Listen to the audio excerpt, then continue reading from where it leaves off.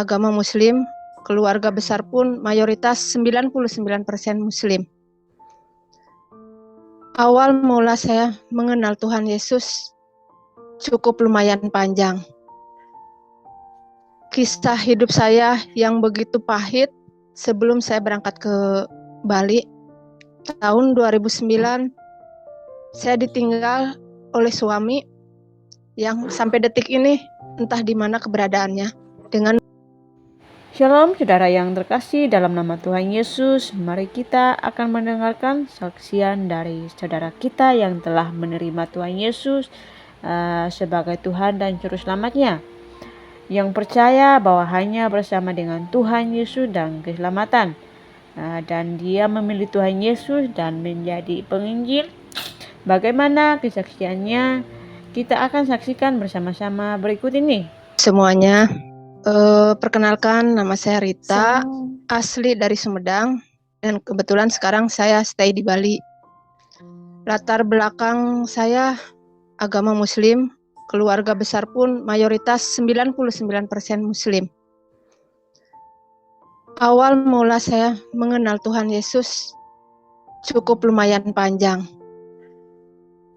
Kisah hidup saya yang begitu pahit sebelum saya berangkat ke Bali. Tahun 2009 saya ditinggal oleh suami yang sampai detik ini entah di mana keberadaannya, dengan meninggalkan 3 orang anak.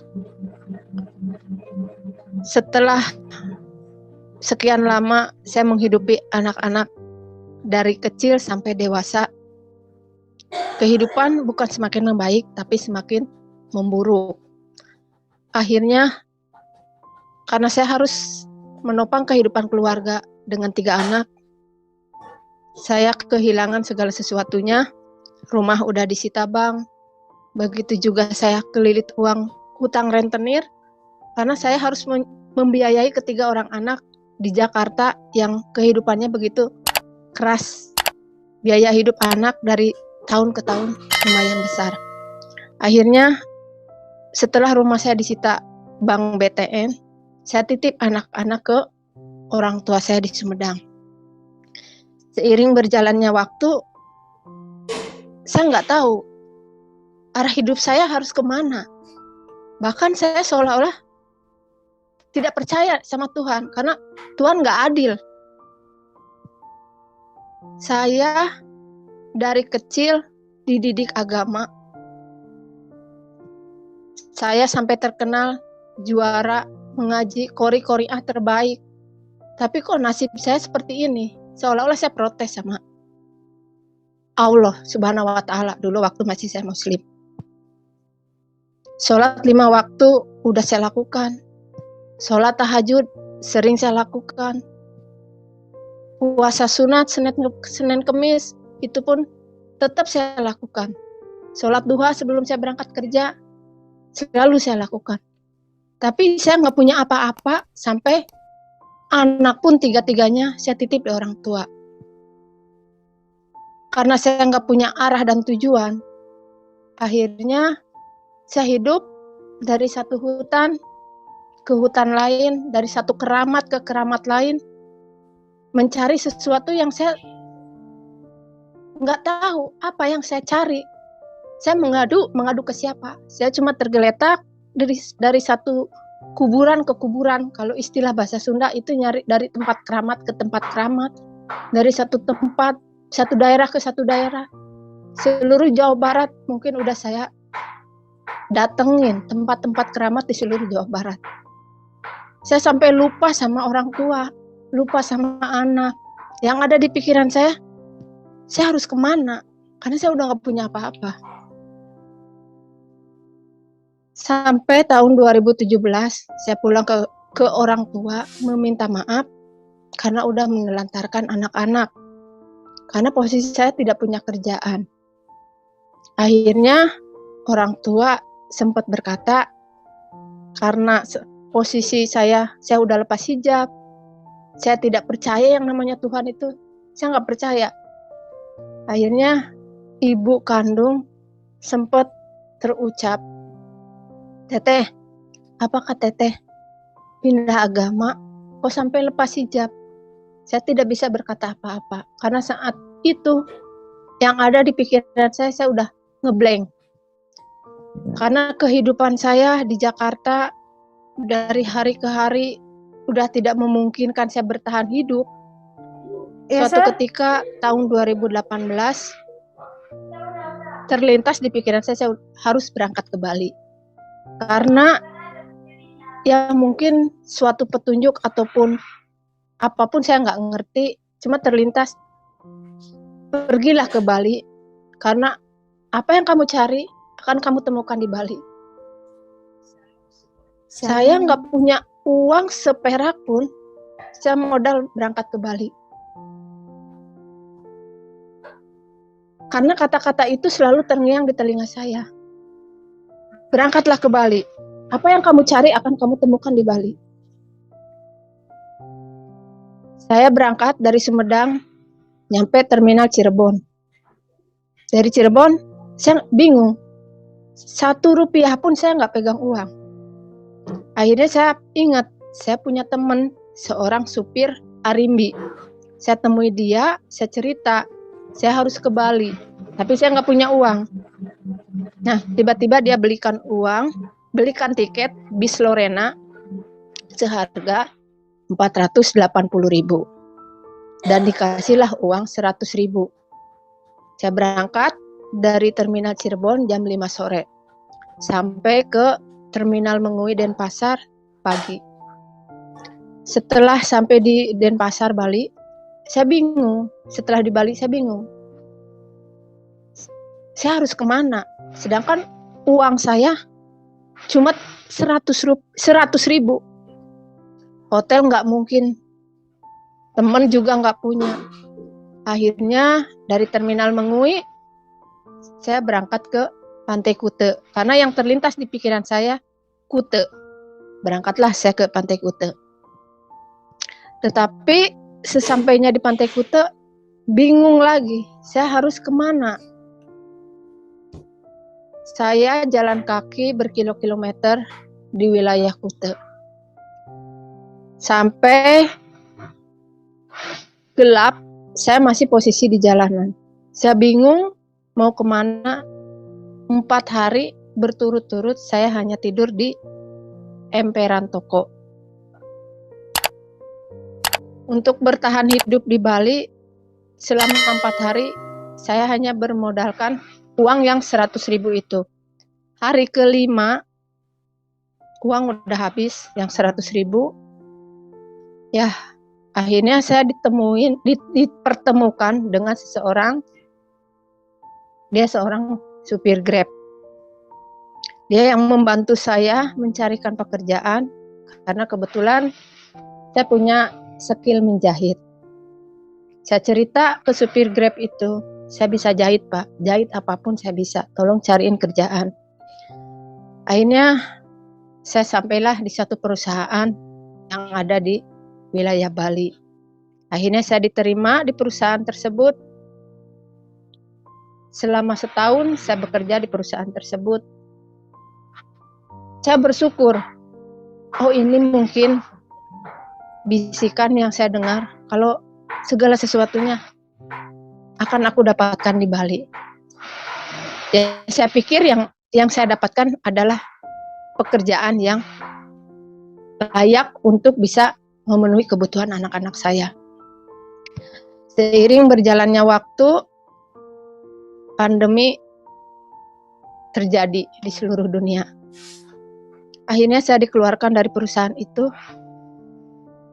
Di situ saya mulai terpuruk lagi. Keekonomian saya mulai memburuk kembali. Akhirnya akhir tahun 2020, tahun 2020, bulan Desember, di situ saya mulai berada di titik hidup yang paling jenuh kembali. Cicilan motor 3 bulan tidak terbayar. Saya dikejar-kejar terus sama pihak EPF. Begitu juga kos-kosan saya nggak mampu bayar karena memang saya udah dikeluarkan dari perusahaan. awal tahun 2021, rasa takut begitu mencekam. Saya takut untuk menghadapi hari esok. Sampai protes, ya Allah, kalau bisa,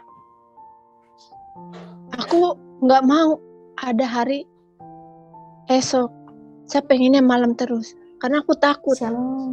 Keluar kos pun aku nggak berani. Karena aku takut pasti ketemu sama pihak FBM. Begitu juga saya takut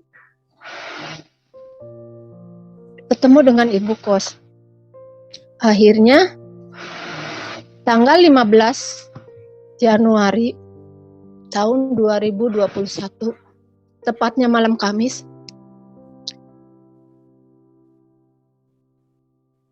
tanpa saya mengerti, antara setengah dua malam, setelah saya dari toilet buang air kecil, tiba-tiba saya melihat sosok sinar yang begitu terang.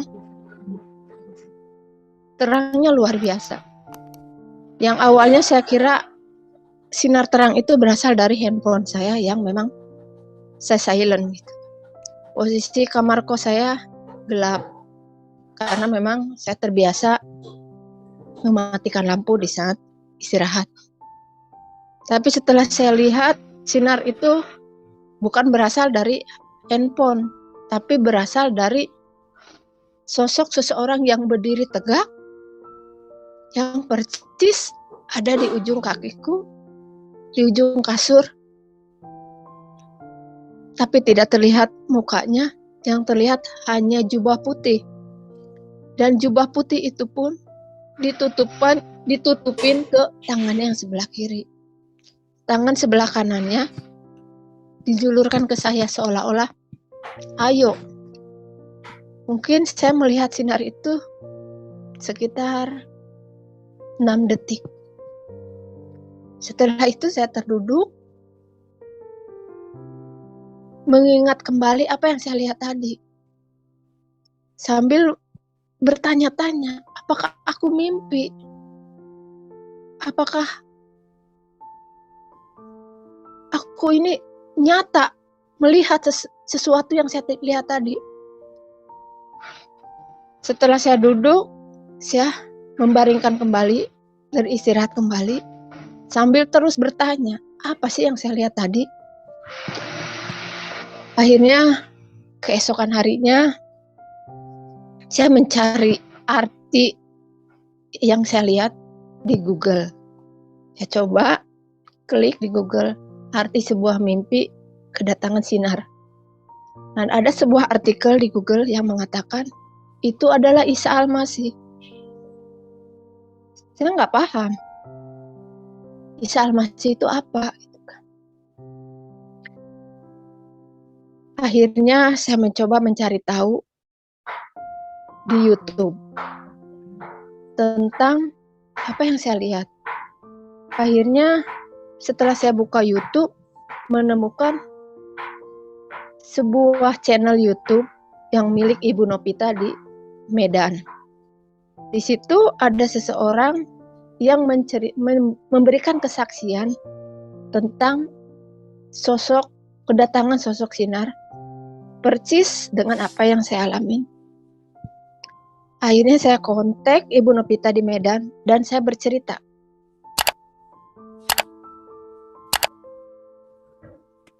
Pada awal saya bercerita ke Ibu Nopita spontan hanya menjawab, selamat datang di kerajaan Tuhan. Saya nggak mengerti maksud Ibu Nopita berbicara seperti itu. Akhirnya saya tanya, Ibu, maksudnya apa? Saya ini Muslim, Bu. Nggak mungkin saya didatengin Tuhan Yesus. Sedangkan saya agamanya Muslim. Ibu Nopita hanya memberikan satu jawaban. Yes, sir. Jawaban berikutnya seperti ini. Ibu harus bersyukur. Banyak yang dipanggil, sedikit yang dipilih. Ibu termasuk yang dipilih Tuhan. Setelah saya mendengar jawaban dari Ibu Nopita seperti itu, akhirnya saya tutup telepon saya Ibu Novita dan merenung beberapa hari. Saya renungi semua jawaban dari Ibu Novita. Sambil bertanya-tanya dalam hati, ya Tuhan, apa benar yang aku lihat kemarin adalah Engkau? Tapi kan aku masih Muslim, aku Muslim. Tapi setelah itu, kejadian malam Kamis, saya melihat sosok sinar yang begitu terang. Hari Minggu pagi, kebetulan yang paling pojok kosan saya itu orang Nasrani, orang Makassar. Dia memutar lagu rohani yang liriknya, Bapa sentuh hatiku, ubah hidupku menjadi yang baru. Mendengar kata-kata itu, tiba-tiba saya spontan menangis, nggak henti-henti saya menangis. Saya nggak ngerti kenapa saya menangis. Saya nggak ngerti apa yang saya tangisin. Akhirnya saya kontak kembali Ibu Novita. Bu,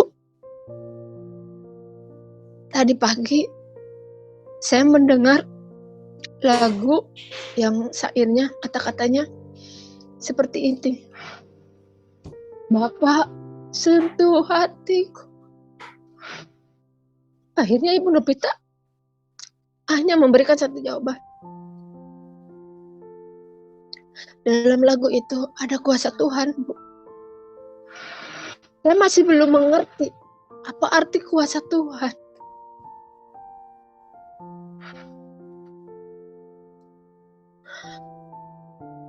Seiring berjalannya waktu, hal itu terulang kembali di minggu berikutnya. Di hari Minggu, tetangga saya pun memutar lagu rohani kembali. Yang kata-katanya Roh Kudus hadir di sini. Saat itu saya akan makan siang, tetapi tiba-tiba saya mendengar lagu itu. Di atas kepala saya itu seolah-olah ada tangan yang ditempelkan di kepala saya. Saya sampai berhenti, tidak melanjutkan makan, dan merasakan tangan yang ditempel di kepala saya yang memberikan begitu rasa tenang, memberikan begitu rasa damai di hati saya.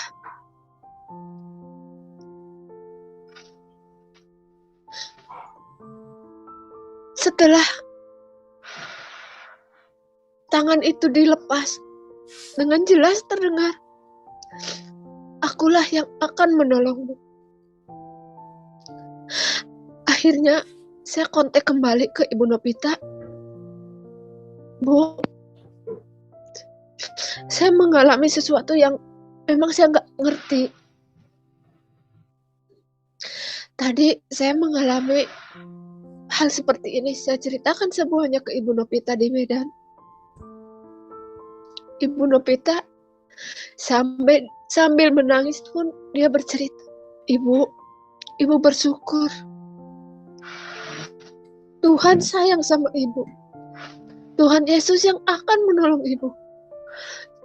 Tuhan Yesus yang akan pulihkan semua pergumulan Ibu. Tuhan Yesus yang akan lepaskan Ibu dari kepahitan hidup Ibu sebelumnya. Setelah saya mendapat jawaban seperti itu dari Ibu Novita, dari situ saya mencari pendeta di Denpasar. Saya cari di Google, ketemu dengan seorang pendeta. Akhirnya saya cerita apa yang saya alami. Sempat dia bertanya, "Ibu yakin mau pindah keyakinan? Ibu yakin mau terima Yesus?"